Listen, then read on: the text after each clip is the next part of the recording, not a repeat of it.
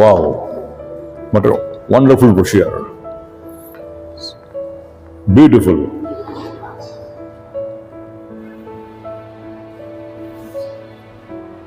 অপূর্ব। Travelling rain, Abir Abdullah. দর্শক, আমার হাতে দেখতে পাচ্ছেন খুবই সুন্দর, খুবই শৈল্পিক এবং নান্দনিক, খুবই সৃজনশীল, মনোমুগ্ধকর একটি বসিয়ার। হ্যাঁ দর্শক, এটা একটা ফটোগ্রাফির বসিয়ার দেখতে পাচ্ছেন। আমি এখন আছি ধানমন্ডির আলিস ফ্রেঞ্চ আর্ট গ্যালারিতে। সেখানে চলছে ফটোগ্রাফার আবির আব্দুল্লাহর সোলো এক্সিবিশন ট্রাভেলিং রেইন। খুবই সুন্দর, ক্যাটলগ বসে দেখে আমি মুগ্ধ হয়ে গেলাম, এত সুন্দর। আর ফটোগ্রাফিগুলো তো কথা মানে বলাই বাহুল্য। তো দর্শক, দেরি না করে চলুন আমরা এক একে দেখে ফেলি ফটোগ্রাফার আবির আব্দুল্লাহ ট্রাভেলিং রেইন এই এক্সিবিশনের চমৎকার ফটোগ্রাফিগুলো।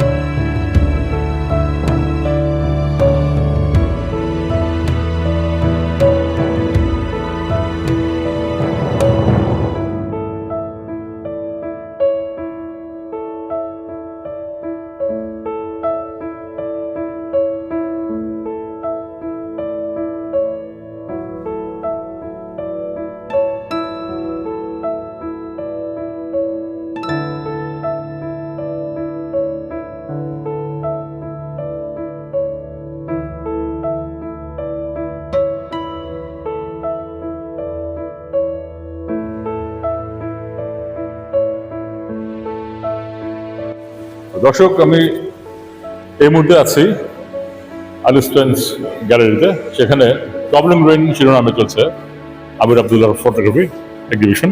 তো কিছু দর্শকদের সাথে কথা বলতে চাই। তো কেমন আছেন ভাই? আলহামদুলিল্লাহ। আপনার নামটা? আমার নাম আলামিন। এক্সিবিশন কেমন লাগছে? এক্সিবিশন তো অনেক ভালো লাগতেছে। অনেক কিছু এক্সপিরিয়েন্স করতে পারলাম আর কি। তাই ফার্স্ট এক্সপিরিয়েন্স জোস। আরেকজন দর্শকের পেয়ে গেলাম আমাদের সাথে। আপনার নামটা? জি, আমার নাম নূরে আলম। স্টুডেন্ট? জি, কেমন লাগছে এই আয়োজন? হ্যাঁ, অনেক ভালো লাগছে। আমরা দেখতে পাচ্ছি যে আবির আব্দুল্লাহ ভাই উনি বৃষ্টির দিনের যে বাংলাদেশের যে চিত্র তা ফুটিয়ে তোলার চেষ্টা করেছেন। বাঙালির যে জীবনযাত্রা আমরা দেখতে পাচ্ছি, অনেক ভালোই হয়েছে। আপনার নামটা? আমার নাম খাদিজা পারভিন নিপা। আমি গোয়েটেতে জার্মানি যাওয়ার জন্য ল্যাঙ্গুয়েজ শিখছি। কেমন লাগছে? হ্যাঁ, খুব ভালো লাগছে, কারণ এখানে আসলে আমাদের দেশের যে রিয়েলিটি চিত্রগুলো আছে সেগুলো আসলে এখানে দেখানো হয়েছে। আমরা আসলে এগুলো অলওয়েজ দেখি, বাট ওভাবে থিঙ্কিং করা হয় না। এভাবে এক এক করে দেখে আসলে মেমোরাইজ করা যাচ্ছে যে এগুলো আমরা আসলে রেগুলারলি ফেস করি। যারা আসলে আমরা ঢাকাতে থাকি, এইটা আসলে অনেক মানে বড় একটা প্রবলেম যে আমাদের এটা ফেস করতে হয়। রাস্তার মধ্যে অনেক পানি জমে থাকে, আমাদের যাওয়া আসা চলাচলে খুবই প্রবলেম। আমরা যে কোনো ট্রান্সপোর্ট ইউজ করতে গেলে আসলে অনেক বেশি ভোগান্তির শিকার হই। আর এখানে দেখা যাচ্ছে সব বয়সের মানুষেরা এটা ফেস করে, বিশেষ করে হচ্ছে এই যারা স্কুল যায় স্টুডেন্ট আছে, এদের তো রেগুলারই মানে বাইরে বেরোইতে হয়, আবার যারা জব হোল্ডার তাদের তো এটা আসলে অনেক বড় প্রবলেম। আমার মনে হয় ঢাকার ড্রেনিং সিস্টেমগুলো একদম মানে ক্লিয়ার করা উচিত, যাতে এ ধরনের পানি, বৃষ্টি তো হবেই, এটা সিজনাল একটা কিন্তু এরপরে যাতে বৃষ্টিটা বেশিক্ষণ ধরে রাস্তাঘাটে যাতে হচ্ছে জমে না থাকে, এই সিস্টেমটা আসলে ডেভেলপ করা উচিত। এটা আমাদের মানে একটা বিগ ইস্যু ঢাকার মধ্যে এই সিজনে। আপনি কেমন আছেন? ভালো, আপনি কেমন আছেন? ভালো আছে। আপনার এক্সিবিশন দেখছি, খুবই সুন্দর, খুবই চমৎকার। তো আপনার এক্সিবিশন নিয়ে আপনার সাথে একটা কথা বলতে চাই। তো ফটোগ্রাফি এক্সিবিশন আমরা সাধারণত দেখে থাকি, ধরুন ন্যাচারাল ফটোগ্রাফি অথবা টপিক তো বিভিন্ন থাকে। তো আপনারটাও মানে ট্রাভেলিং রেইন, তো ট্রাভেলিং রেইন নিয়ে কিন্তু সবাই দেখা যাচ্ছে যে বৃষ্টির যে সৌন্দর্য সেটাকে ফুটিয়ে তুলছে। সবুজ কচি পাতা, হ্যাঁ, সুন্দর নদী, নৌকা চলছে। আমার শহরের যে চিত্র দেখি, যে ছোটো ছোটো ছেলেমেয়েরা বৃষ্টিতে ভিজছে, স্কুল ছুটি পরে স্কুলের বাচ্চারা বৃষ্টিতে ভিজছে, মানে আনন্দ, মানে ছাতা টাতা কালারফুল, খুব সুন্দর ব্যাপার। আপনার যে কনসেপ্টটা, এটা কিন্তু আমি আগে দেখে নিই যে ট্রাভেলিং রেইন, বৃষ্টিতে যে জলাবদ্ধতা হয়, মানুষের যে ভোগান্তি, প্রতিদিন যে জ্যাম জট, আমি দেখলাম যে সিএনজি আটকে আছে, রিক্সায় উল্টে আছে, রাস্তায় পানি জমে আছে, মানুষের ভোগান্তি, এটা নিয়ে কিন্তু কেউ করে না। এটা কিন্তু মানে একটা মেসেজ, সোশ্যালের সামাজিক যে একটা সমস্যা, এটা কিন্তু একটা বিরাট সমস্যা। আপনি এটা ফুটিয়ে তুলেছেন, এই জন্য আসলে আপনাকে অনেক ধন্যবাদ। তো আপনার মুখ থেকেই শুনতে চাই যে আপনার এই কনসেপ্টটা বা এটা নিয়ে যে কাজ করছেন। আমি ছবি তুলি সাধারণত সামাজিক একটা দায়বদ্ধতা থেকে, আপনি যেটা বললেন একটা মেসেজ দিতে চাই।